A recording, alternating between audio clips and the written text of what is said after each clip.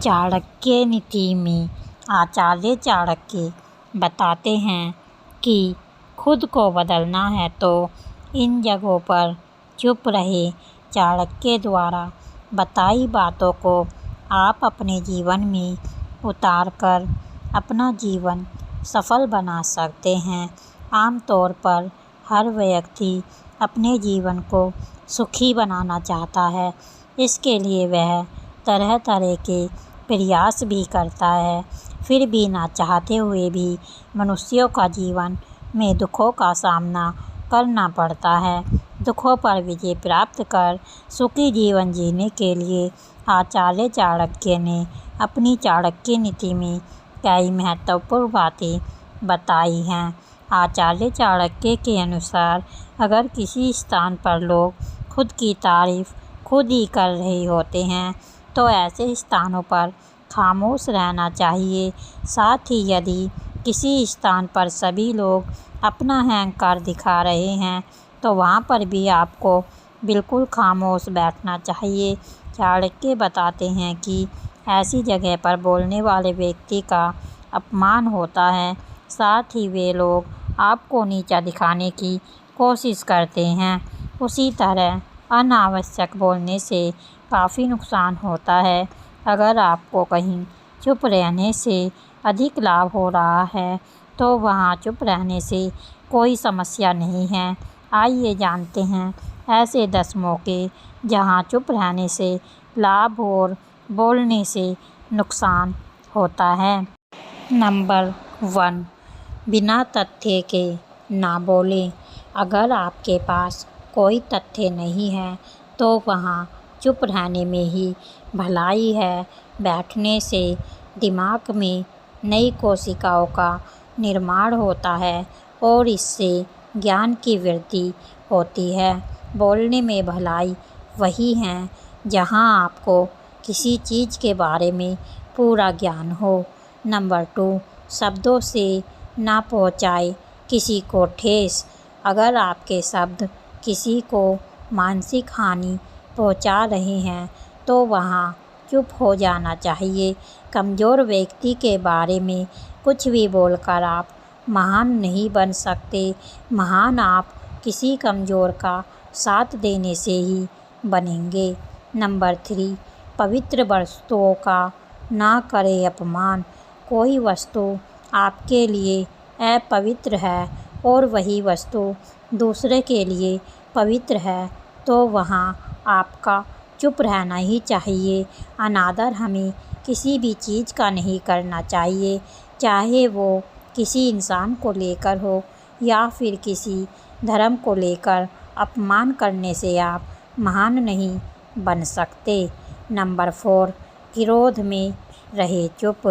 चुप रहना आदर या सम्मान देने की निशानी होती है।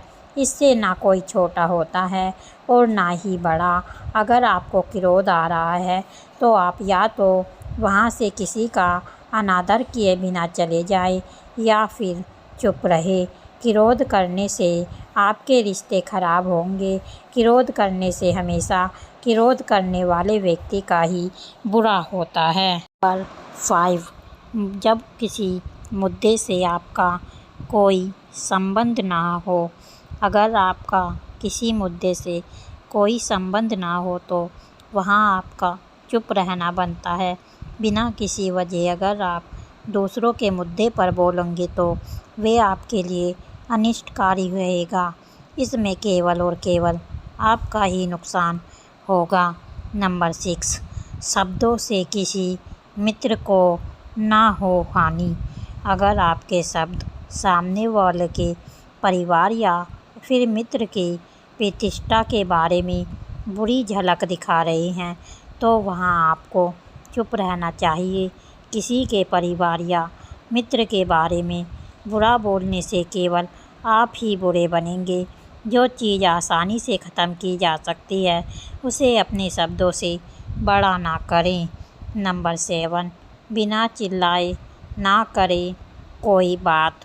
अगर आप बिना चिल्लाए कोई बात नहीं कह सकते तो वहाँ आपका चुप रहने में ही भलाई है। किसी पर चिल्लाने से आपके व्यवहार के बारे में पता चलता है। ज़्यादा बोलने से चीज़ें हमेशा खराब ही हो जाती हैं। नंबर 8, किसी के बारे में ना बोलें। नीति शास्त्र के अनुसार जो अपने मुंह को बंद रखता है और बुद्धि से काम करता है वही इंसान समझदार होता है। बिना ज़रूरत के बोलना या किसी के बारे में बोलना या किसी के बीच में बोलना, ये सब गलत है।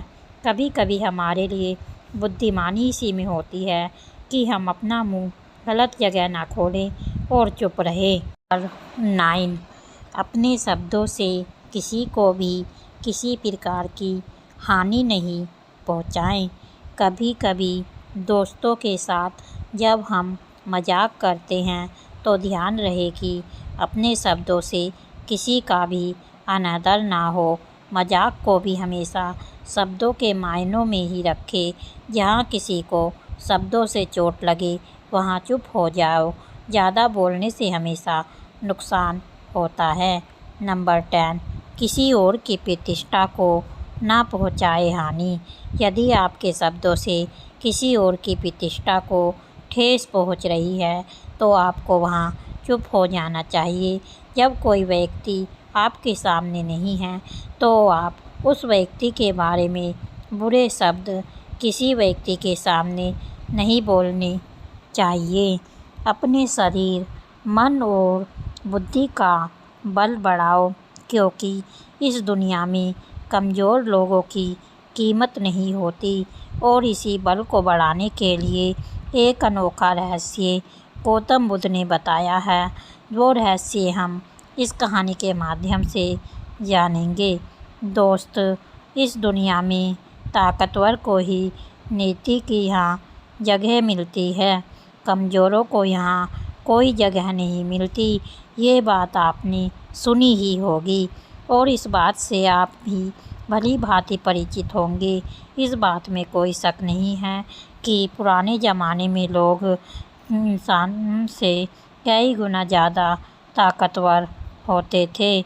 और ऐसा इसलिए है क्योंकि वे लोग ज़िंदा रहने के लिए खाना खाते थे और आजकल के लोग सिर्फ जीभ के स्वाद के लिए खाना खाते हैं। आप एक और तथ्य से वाकिफ़ होंगे कि एक रोटी से 10 गुना ज़्यादा ताकतवर आटे में होती है। आटे से 10 गुना अधिक ज़्यादा ताकत दूध में होती है और दूध से 8 गुना अधिक ताकत मांस में होती है और मांस से 10 गुना ज़्यादा ताकत घी होता है। लेकिन यदि आप आज के समय में देखेंगे, यदि किसी व्यक्ति को घी खाने के लिए दिया जाए तो वो ज़्यादा से ज़्यादा 1 ही चम्मच उसका सेवन कर सकता है, इससे ज़्यादा वो नहीं खा पाएगा।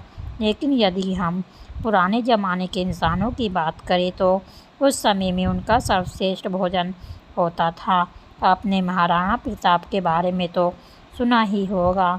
वो जितना वज़न लेकर युद्ध भूमि में लड़ते थे उतना वज़न तो आज के समय में 4 आदमी भी नहीं उठा पाएंगे। इसीलिए कहा जाता है कि उस ज़माने के लोग सचमुच जीवन जीते थे और आजकल के लोग तो केवल ज़बरदस्ती इस जीवन को जी रहे हैं या यूँ कहे कि काट रहे हैं। इसीलिए दोस्तों, दूसरों से ज़्यादा खुद पर ध्यान दो। दूसरों को बदलने की जगह खुद को बदलो।